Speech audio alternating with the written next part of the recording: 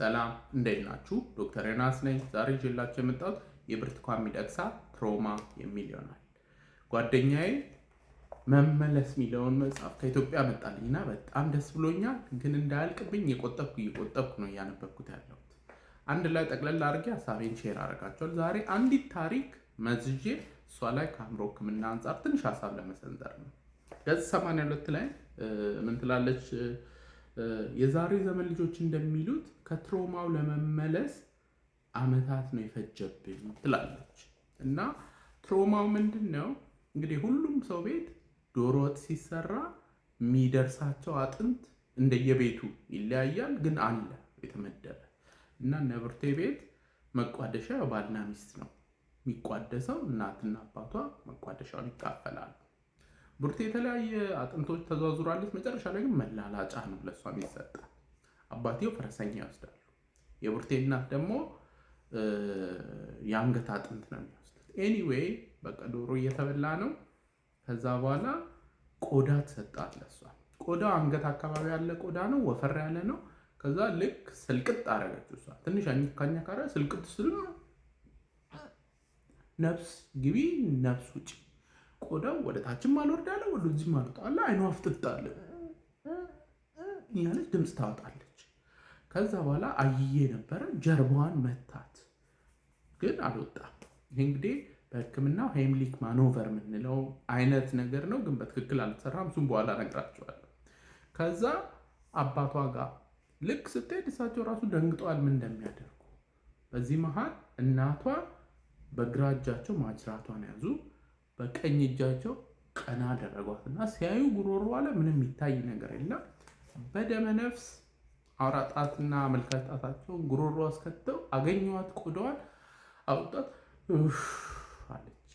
ይህንን ኤክስፒሪየንስ ነው እንግዲህ እሷ አሁን በቅርቡ ትሮማ እንደምትሉት ነው ብላ የጻፈችው። እና ይሄ ነገር ከሳይኪያትሪ አንጻር እንዴት ነው ትሮማ ነው ወይስ አይደለም? ከዛ ደግሞ ከትሮማ ጋር ተያይዞ የሚመጡ ህመሞች አሉ።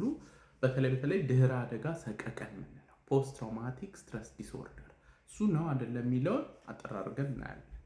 ያጋጠማ ክስተት ኢትስ ቬሪ ትራውማቲክ። ምክንያቱም በዛ ሰዓት ላይ ልሞት ነው ወይ የሚል ፍርሃት ኤክስፒሪየንስ ታደርጋለች። ትንፋሽ ሲዘጋ ለሽርፍራፊ ሰከንዶችን ቢሆን በጣም በጣም ከባድ።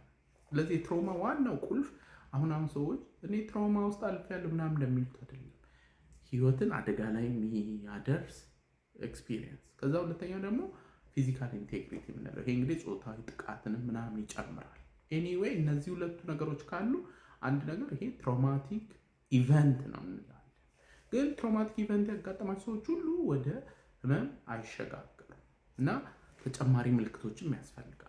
ከነዚህ ምልክቶች ውስጥ አንደኛው ሪኤክስፒሪየንሲንግ የምንለው እና ሪኤክስፒሪየንሲንግ ማለት የደረሰው ነገር ተመላልሶ ሰዎችን የሚረብሽ ከሆነ፣ ተኝቶ በህልም በቅዠት መልክ የሚመጣ ከሆነ፣ ቀን ቁጭ ብለው በፍላሽ ባክ መልኩ እየመጣ የሚረብሻቸው ከሆነ አንደኛው ሪኤክስፒሪየንስ። ሁለተኛው አቮይዳንስ የምንላቸው ናቸው። ያንን ነገር የሚያስታውሳቸው ነገር ሰዎች መስማት ማየት አይፈልጉም። እንግዲህ የቡርቴ መጽሐፍ ላይ ምን ብላለች እሷ? ከዛ በኋላ ቆዳ መብላት ለተወሰነ ጊዜ ለረጅም ጊዜ ትቻለሁ አለች እንጂ ዶሮ መብላት ራሱ አልተወችም። ስጋ ጀነራላይዝ አድርጋ አልተወችም። ስለዚህ የእሷ ፎቢክ አቮይዳንስ ነው፣ እንደ አቮይዳንስም አንወስደውም። ከዛ ባሻገር ግን ፒቲኤስዲ ሲሆን ሌሎች ምልክቶችም አሉ። ሰዎች አስተሳሰባቸው ለራሳቸው ያላቸው ግምት፣ ስለ ዓለም ያላቸው አስተያየት ይለወጣል። አራተኛው ፒቲኤስዲ ለማሟላት ሃይፐር አሮዛል ምንላቸው። ሃይፐር አሮዛል ማለት በቃ ድንገት ድንጉጥ መሆን፣ የሆነ ድምፅ የሚሰማው ብርግግ ማለት። እነዚህ መጽሐፉ ላይ አልተጠቀሱም። ነገር ግን ብርቱካን ያጋጠማት ኤክስፒሪየንስ ኢትስ ትራውማቲክ ነው። ከዚህ የበለጠ ደግሞ አስከፊ የሚሆነው የበለጠ ትራውማቲክ ደግሞ የሚሆነው ይሄ እንግዲህ በስጋ ቾክ ዶና ነው። ግን ሰው ደግሞ ቾክ ቢያደርግ ሌላን ሰው የበለጠ ትራውማቲክ የመሆን እድሉን ይጨምረዋል። ኤኒዌይ እንግዲህ ለዛሬ ይዤላቸው የመጣሁት አጭር ታሪክ ይህንን ይመስላል። ሰዎች ግን እንደዚህ ጉሮሯቸው ሲገባ በሕክምና የሚደረገው ሄምሊክ ማኖቨር ይባላል። ይህ ማኖቨር እንዴት ነው? ልክ ከእምብርት በላይ እና ከጎድን አጥንት መሀል ላይ ያለውን እጅ ተጨብጦ ከጀርባው እንሆንና እንይዛለን። ከዛ አንደኛውን እጅ አምጥተን ከዛ ላይ እስከ 10 ጊዜ ፕሬስ እናደርግ። ብዙ ጊዜ የተሰነቀረው ነገር ይወጣል ማለት ነው። እንግዲህ መመለስን ያነበባችሁ ደግሞ ደስ ያላችሁን ታሪኮች ሼር አድርጉኝ። እኔ ከሱ ላይ የመዘዝኩኝ ብዙ ቪዲዮ ሰራላችኋለሁ። ሁልጊዜ እንደምለው ያለ አእምሮ ጤና የለም። ደህና ሁኑ።